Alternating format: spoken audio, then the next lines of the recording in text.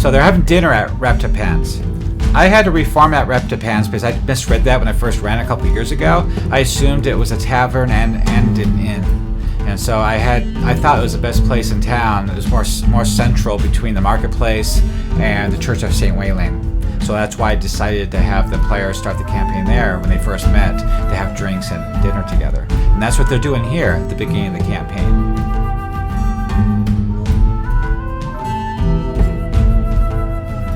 Hello, this is David with 3 Orcs. Today, we're going to cover Session 1 of my Dolmenwood campaign with my adult group.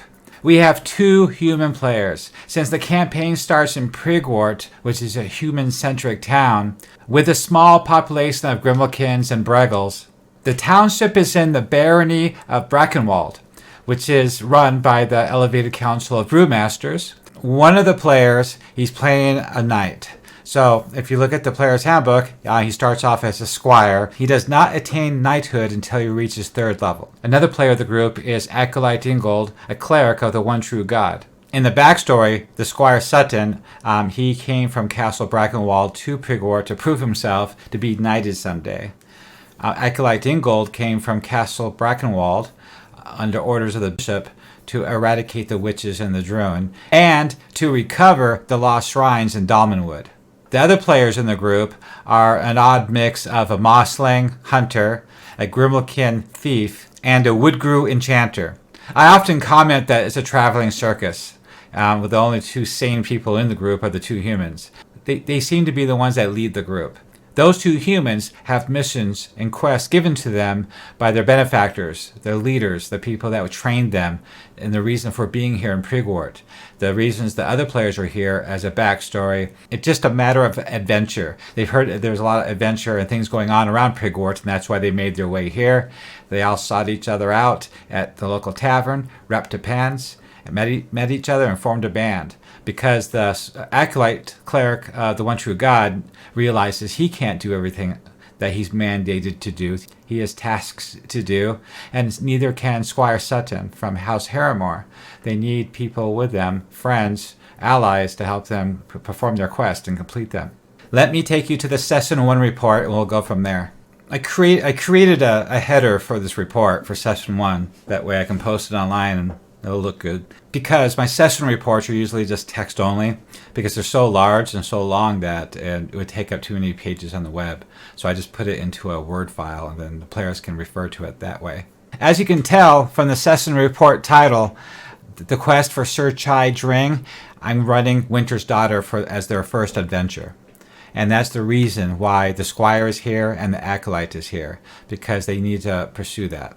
I find this quest a perfect gateway to get the players into this campaign, to get them a lot of lore dump into the campaign while they're playing. And this module does a great job at that, especially the way I wrote it and the way I roleplay the dialogue and the things they find there.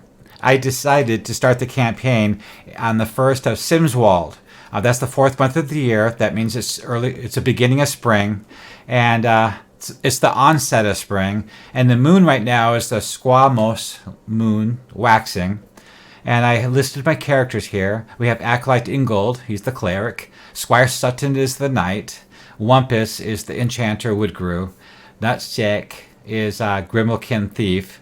I'm not sure what he was going with that. He's our youngest player. And then we have Smald, which is the Mossling hunter. Before we created these characters, I wanted to make sure we had the kind of characters that could balance each other out, so that way they're perfectly capable of handling almost anything that comes to them in the campaign. So obviously what they're missing seriously is a magician. There's a lot of things in this campaign where you really need a magician. When it comes to arcane matters, you really need a magician to help you figure things out, for him to rely on his knowledge about the arcane world and the schools of magic in Brackenwald and the Empire. And so the players are finding themselves having to work around that. They're taking down notes, they're getting clues, and they're going to other NPC benefactors in Prigwort to find out this information. Where if there was a player in the group, he would have figured it out most likely. That means they're often going to Mosselmeyer Droge to ask him questions, and he's not always on their side, so they always question his answers. But he is a fountain of knowledge, and they try to question him as much as they can.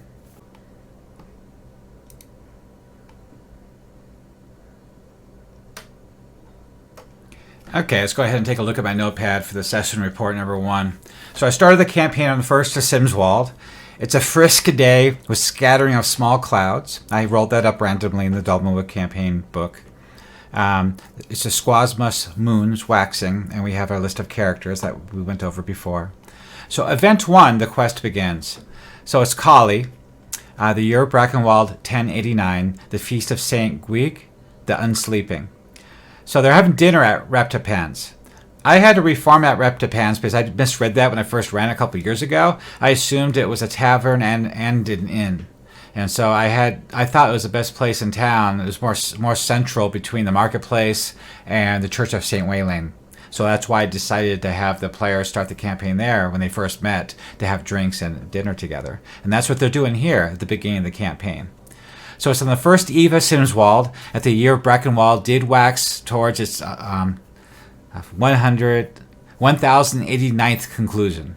Our intrepid fellow convened neath the warm glow of Repitan's renowned establishment, where the aroma of a hearty fare did mingle with the whispers of fate's unfolding. Strange black-robed creatures posed a call for adventurers, and one Woodgrew departed immediately after that post went up on the wall.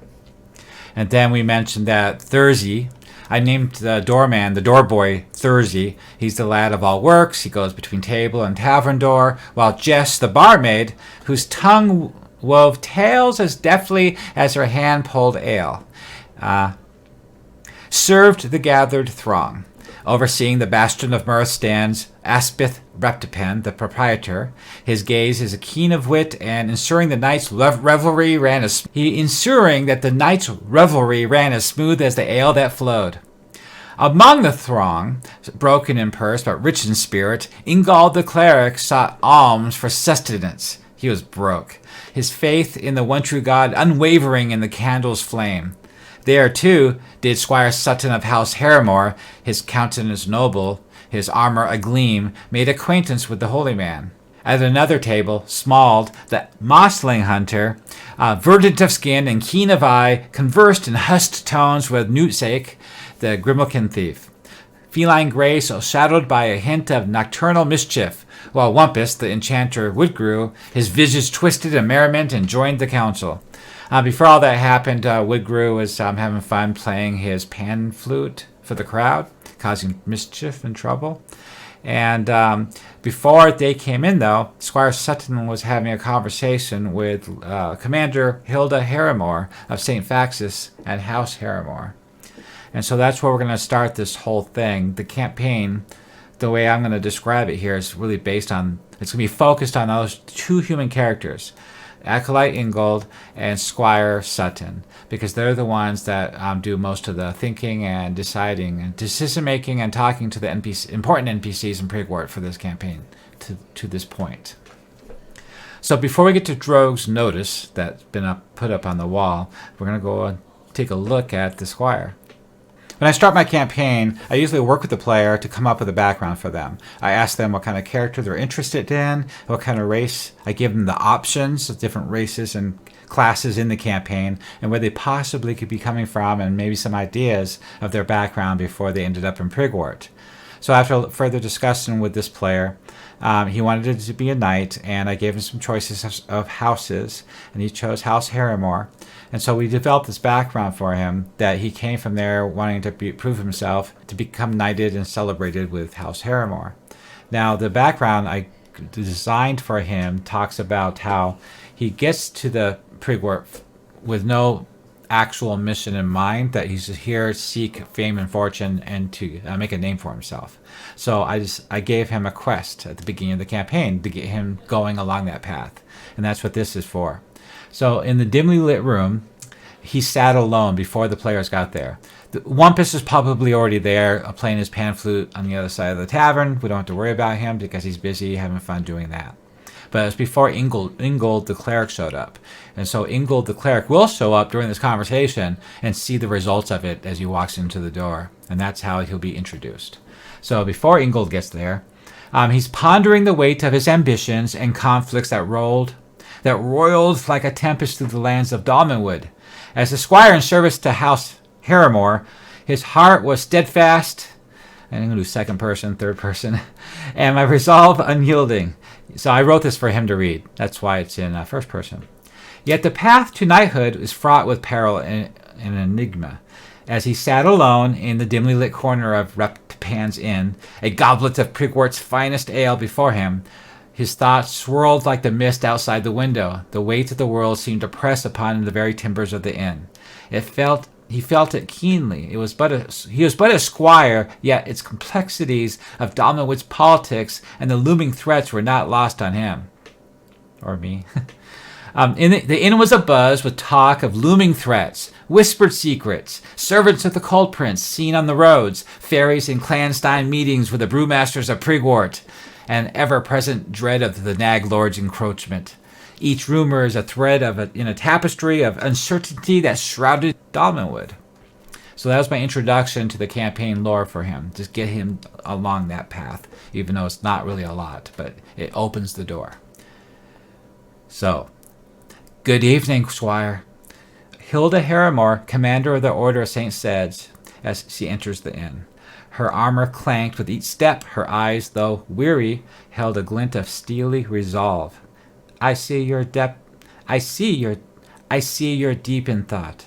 Concerns about the garrison, perhaps?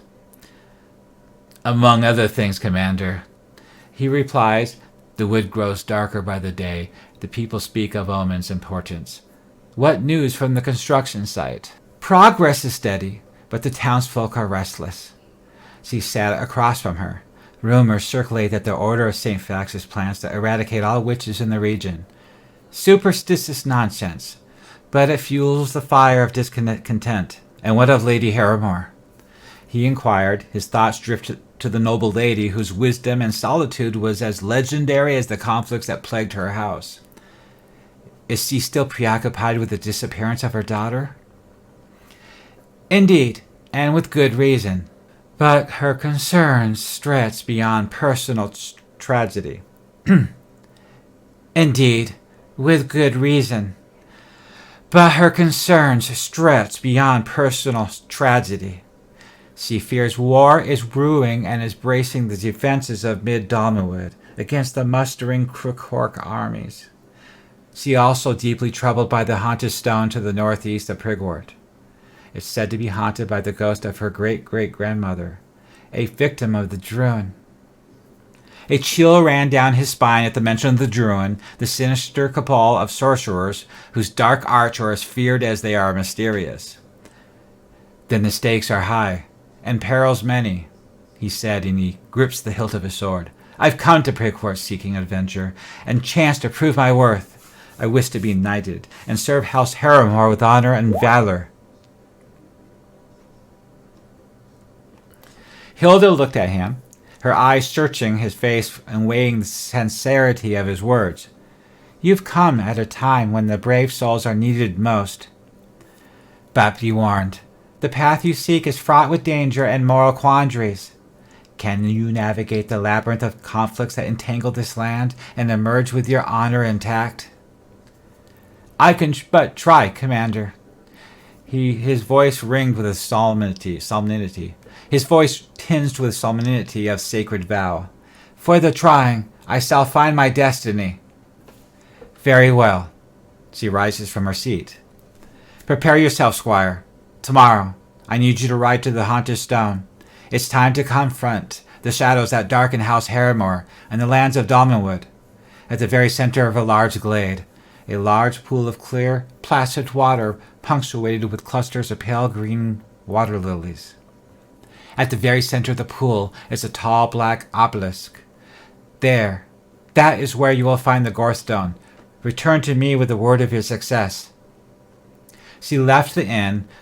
He felt a mixture of anticipation and dread within him.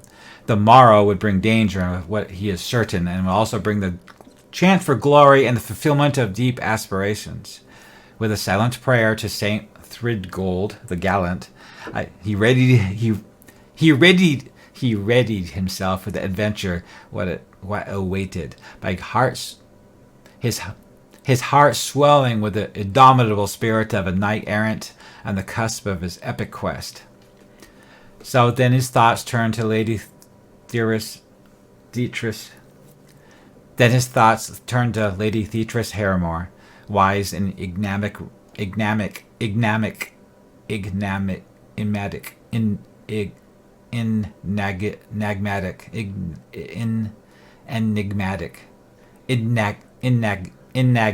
ruler of these lands, was a woman of great intellect and depth. Her scholarly, I don't know if I'll read all that. Okay, so the rest of this is more lore background for him to read before we start playing Session 1. I actually sent this to him before we started playing, because I didn't want all the players to sit at the table and listen to all this while one person is role-playing or talking to somebody. So I kind of got that. I role-played with him offline, actually. We called each other and we role-played. And he asked those questions, actually. And I just wrote them down. And then I gave him some lore background, like a little bit of a lore dump here, to get him on board with his character's background and his place in the world and why this quest is so important. So as she stood up to leave and gave him this edict, this order, this mission, she strides out the door past Acolyte Ingold, who strides in with this holy symbol of the one true God around his neck, which I 3D printed up. It's pretty cool looking.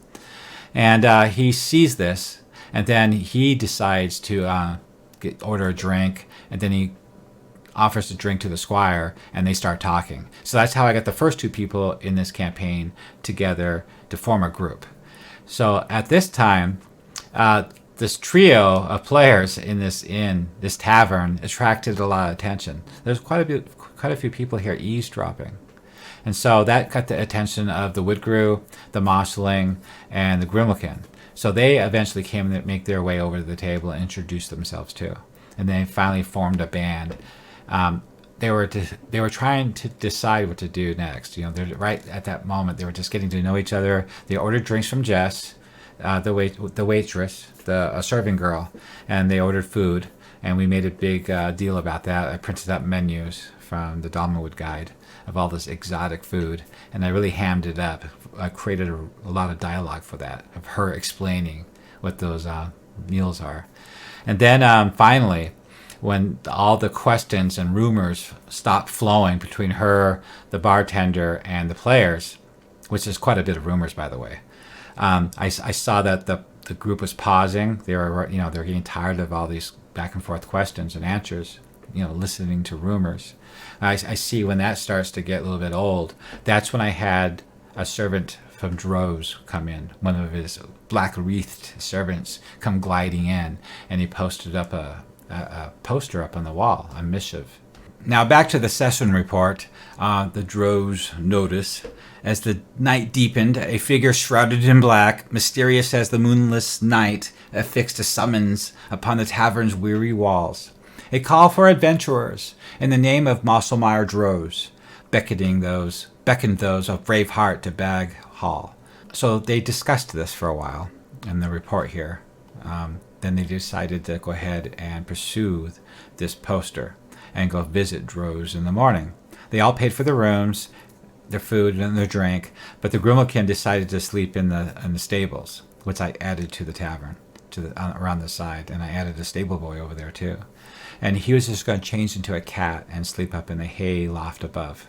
But I rolled Wandering Monsters, and he got attacked by a giant rat, and he almost died. So he had to turn into a wild form, and after he killed the rat, he couldn't control himself, and he lost himself at one of the horses in the corral.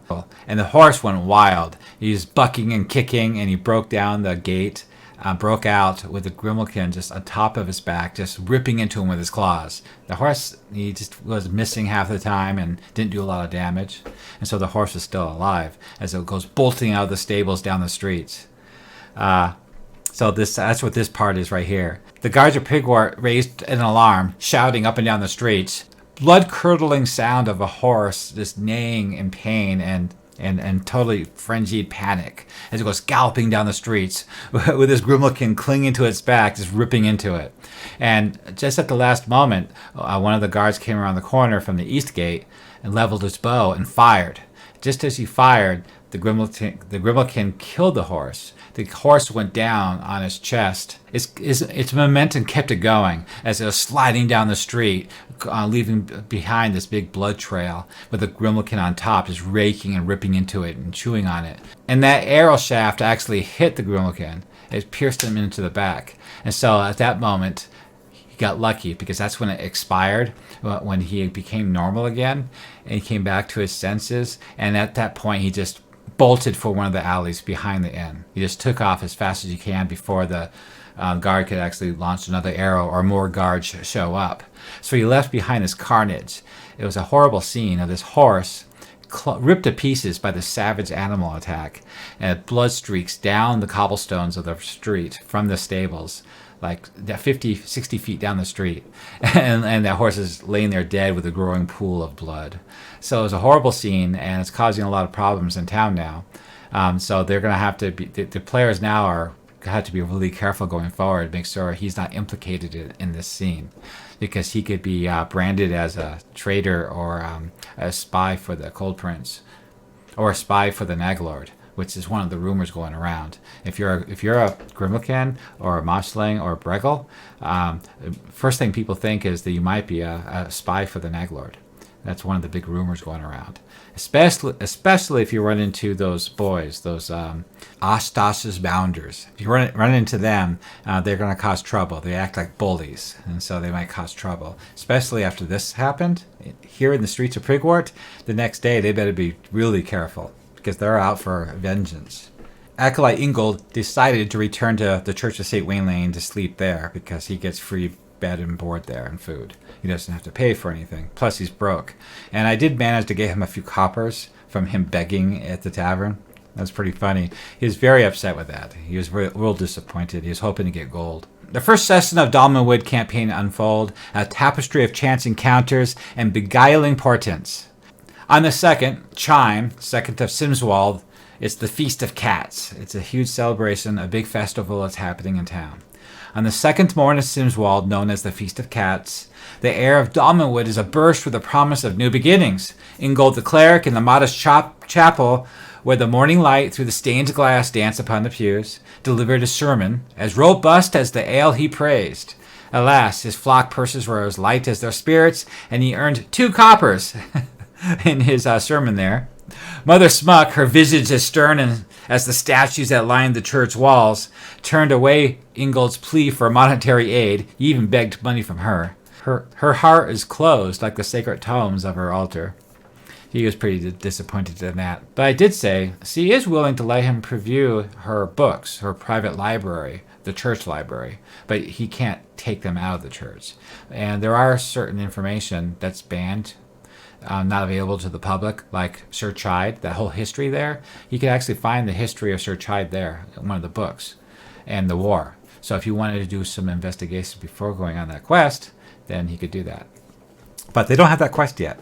So first they go to the Prigwort Marketplace. We roleplay that up in the town square because the festivity blossomed like a rare flower. The air is the symphony of laughter, vibrant hues of cat masks, costumes, a tapestry of delight. Wumpus adorns the party with a mask, save for the night. He didn't give one for the night because he refused to. He declined. There's a stall with a Grimmelkin vendor offering rare trinkets for sale. And they spent some time there talking to him. And we did something different. They didn't have enough gold to buy anything. They really wanted one of those trinkets. Ingold becomes cunning because, you remember, the cleric is broke. And so he decided to sell his jaunty cap that every time you say his name, the feather would flip. So he was offered 80 pieces of gold. And he was happy with that. So he finally had money to spend. So during the party, during the festival, they bought sweet pastries, and then they met the girls from Mother's Bakery, the bakery to the southeast. So there's 2 girls there, the 2 oldest girls, and they're selling pastries. And I believe they bought one, but the cleric, causing trouble again, was flirting with one of them, and he offered her what it would take to wed her, to get married. And she offhandedly said, 3,000 pieces of gold will be my dowry. So now, ever since then, that's all he talks about is getting 3,000 pieces of gold together so he can go offer her hand in marriage or something. So that hasn't happened yet. but that's what he keeps talking about. Okay, then after that, they went ahead and bought some pipe weed and other tools. And then Wumpus actually bought an old bloodhound. So then I reminded them gently, you don't really have a quest yet. Sutton has one, and he knows he needs to go find this Gorthstone, but you guys don't have a quest. You do have that summons to Droz to see what he wants. Maybe you should go talk to him first before you buy any more equipment. I think you're wasting time here. Like, oh yeah, it's a good idea. So they leave Prigwort out the east gate, the turret gates, and make their way to Bag Manor. So the guards there, their eyes are sharp as their spears, question their intent. And then they found Jasper's tanner's shop right outside the gates. They could tell from the stench from the tannery as they make their way past that. That's a location I added to the town. And then they get to Droz Bag Manor. Then they get to Bag Manor. They knock on the door and they wait a while, and they finally let in by one of those wreath servitors, and they get let in. And then they have this whole conversation with Droz, and basically he tells them that he's offering them 5,000 pieces of gold if they would retrieve the ring from a knight within a tomb to the east. And he has this whole entire speech written out that I wrote for him to tell the players what to do. And they could tell that he's being a little bit vague about all the information. And Squire Sutton didn't like that at all. So he's bound by honor and duty to House Harrimore. So he balked at such a venture. His eyes set upon the Gorthstone. Guess he has that quest, given to him by Commander Hilda Harrimore. Then Mosselmeyer noticed this, that he was balking at taking on this quest to retrieve the ring for him. And he didn't really tell them what he wanted the ring for. And I had all these rings on, because I bought them off the internet. It's cheap jewelry that looked like the rings that he was wearing. So I had them over my shield like this as I was role-playing with them. And they go, I want a ring. I collect rings. That's why I want it. I collect rings. I want to add it to my collection. That's all he told them. And they didn't really believe that. Squire Ingold didn't want to buy any of that. He did not want to take the quest, and he was vocal about it. He stated right out loud that he's not taking it, he's not interested, and they all left. But as he was leaving, Mosselmeyer called him back into his office to have a word with him, and that's what this next dialogue is for, is that he's trying to talk me into going, and it definitely worked. He reworded the quest so Squire Sutton would want to go. Basically, what he told him is, he talked to him about how the ring is a relic of immense power, and if one were to break the binding, it will release Sir Chai's soul to its rightful rest. The reward would be substantial, which he doesn't care about, but the path is fraught with peril, young squire. The wards are not merely locks to be picked, but they are chains that bind an anguished soul. The quest is not just for the bravery, but it's a moral imperative that you seek this ring. Quests of such natures are one that must be worth undertaking, don't you agree? Do not pass this by, the opportunity that that one true God is placing in your hands to prove your valor. That is what had him accept it. So they decided to do this, and he agreed to pursue this quest, and they went back to the marketplace to the Feast of Cat Festivals. Then Mosselmeyer handed over a map showing the location of the Withing Stones, which is to the east, up Moulter's Path. And I drew that up myself, handed that out, printed it up, used tea bags on it to make it look weathered and old, and I handed it to the players, and now they have that in hand as they leave the Bag Manor.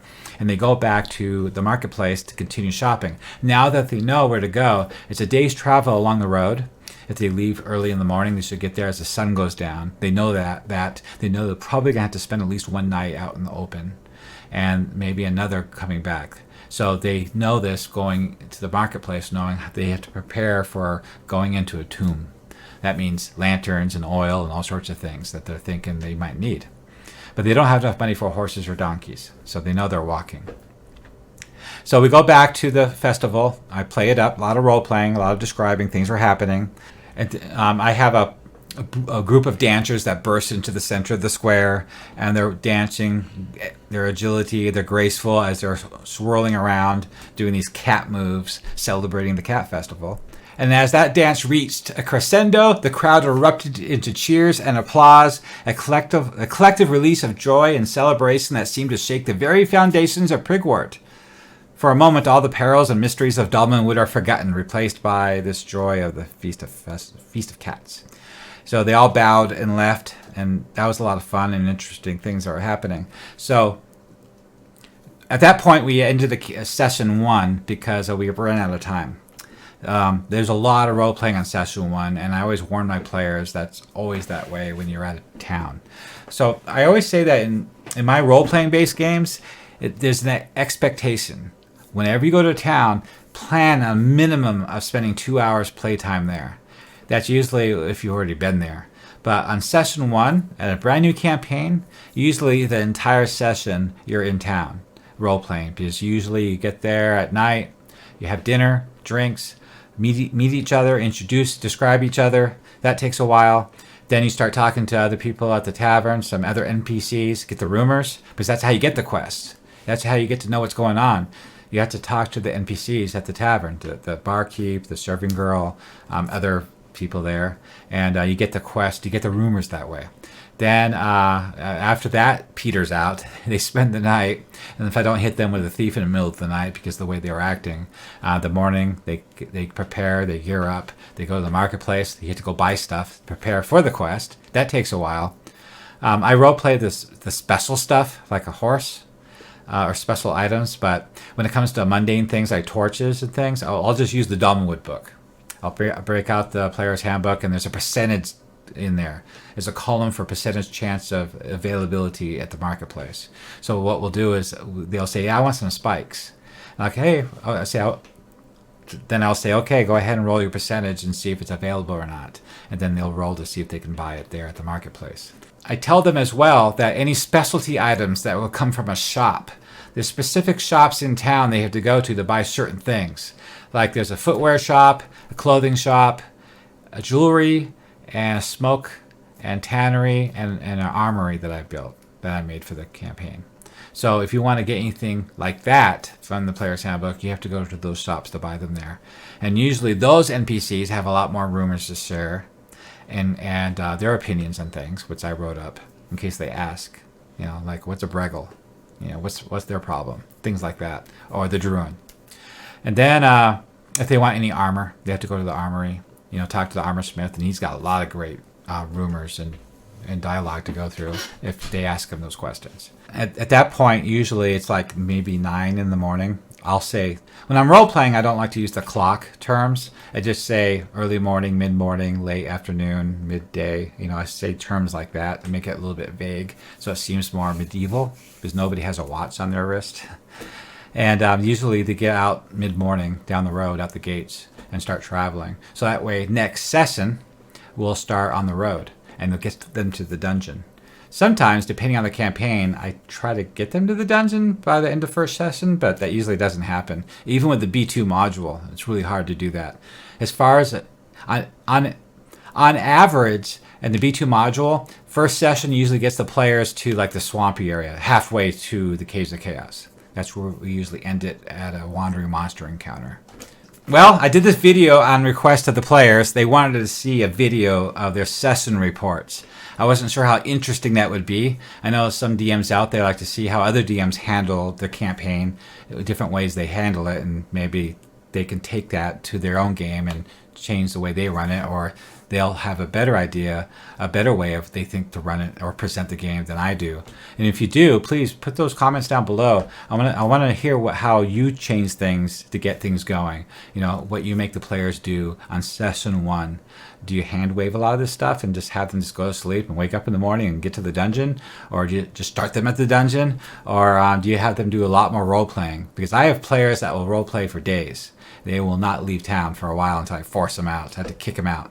Because I have to think the whole party as a whole. There's other players at the table too. So if you have any suggestions how to handle that, please put that down below. If you wish to support me on my Patreon, 3 Orcs Patreon, you can support me to write more of these articles and videos for the Dolmenwood campaign and for the World of Greyhawk. Did you enjoy video? Consider tossing support on my Patreon. It best way to support orcs. If you would like to see more content, subscribe and post comments below. It better not be bad. I hope you like my video about my Session 1 report from my player's point of view. I know that not all people want to hear about other people's campaigns, but I also feel like hearing about how another dungeon master handles a campaign like Dolmenwood, especially if you've never run it before, it can be helpful.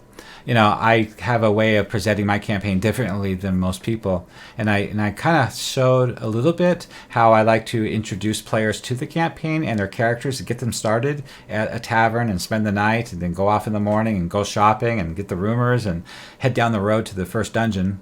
And in this case, it'll be Winter's Daughter. So if you wish to support me further and see more articles and videos like this, I have a 3 Orcs Instagram account that I share a lot of posts at, and also a 3 Orcs Patreon, which I post all my articles, my maps, and my walkthroughs and my videos on that you can download for free and use them in your campaign as well. There's almost 200 articles by now, and every week I'm adding 3 or 4 more. I'm making more articles than I can make videos, and I'm trying to catch up on that. And I hope your players all have a fun and fantastical time like my players have. Thank you for watching.